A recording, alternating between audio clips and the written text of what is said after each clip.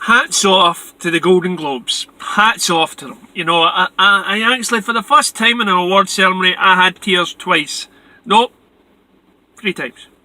3 times I had a wee tear. I didn't watch the Golden Globes. I caught the highlights of it on YouTube, and it just proved so much for me. You know, A Star Is Born, that got so much praise, so much stars, so many people tell me, oh, it's much better than Bohemian Rhapsody and stuff like that. And Bohemian Rhapsody wins Best Film despite the critics' reviews, despite people that were already biased going in, and then coming out and just going, nah, I'd rather look forward to the Elton John one and all that stuff.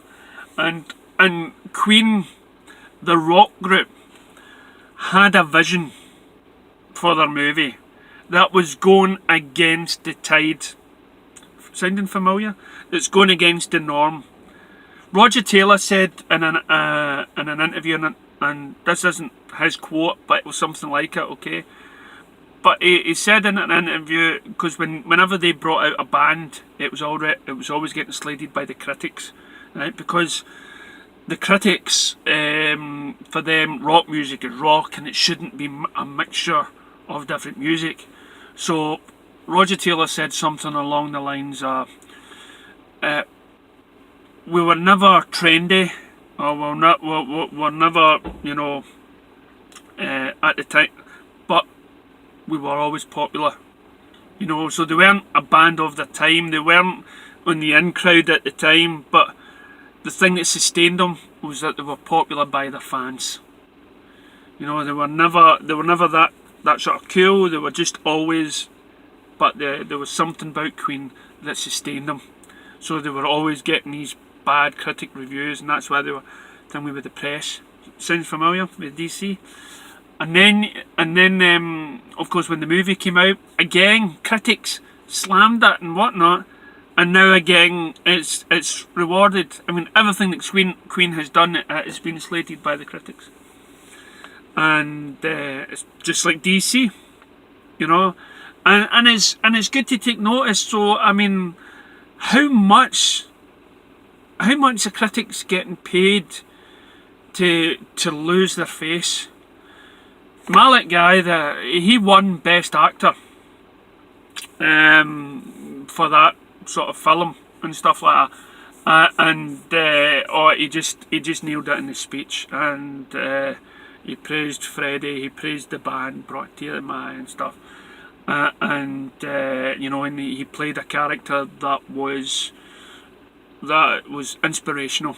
He lived a life that people could look up to in a way, and I'm not talking about the sex parties or drugs and whatnot, but Freddie lived a life that would show encouragement and live life to the full, and all those other aspects of him, and he became one of the great showmen.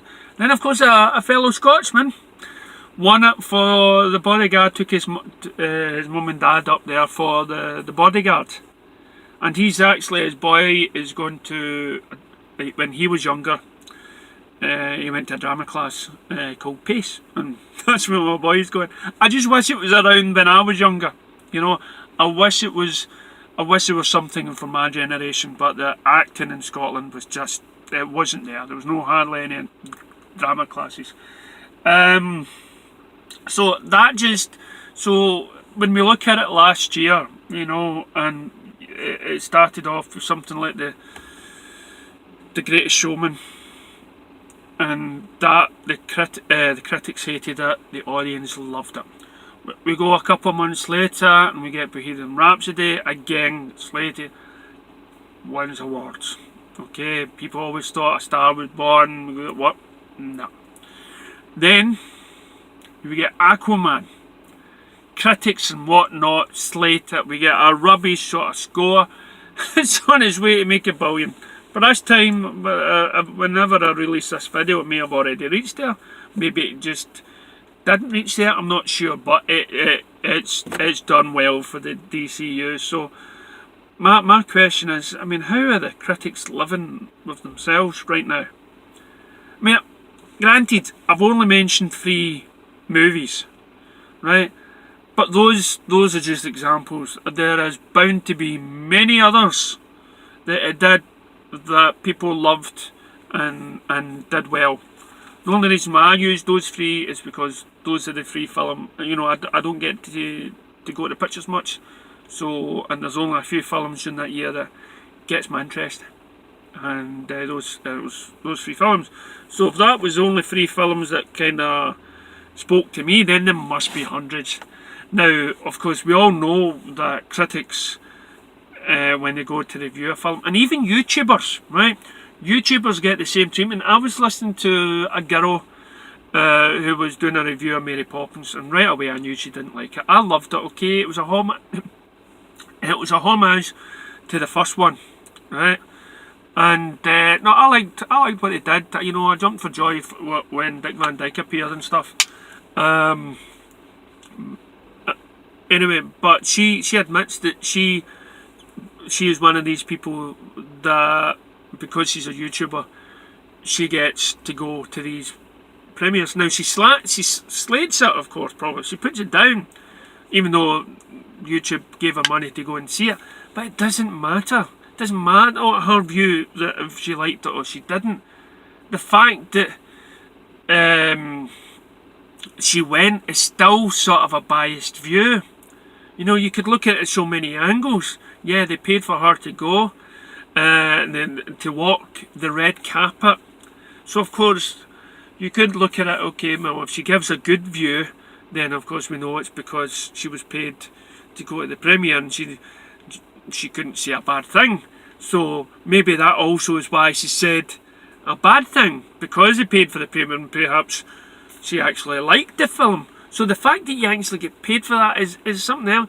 And other critics you know, other critics, they get paid to go to the premieres all around the world, get a wee aeroplane and treats and stuff like that, and see the film before everyone else does, and they're given this importance thing, and then, right, and then. You know, it's just how. Where is your dignity? Where is your dignity in actually working for a tabloid that people may say that is biased? Why not, when you do a review of a movie, think to yourself, did I cry? Did it move me emotionally? And if it didn't do any of them, was it at least entertaining? Should you put down a film that is, for instance, I just watched Anchorman 2, right? And there was not one bit in that film that did I feel like laughing or that I liked. It was bad.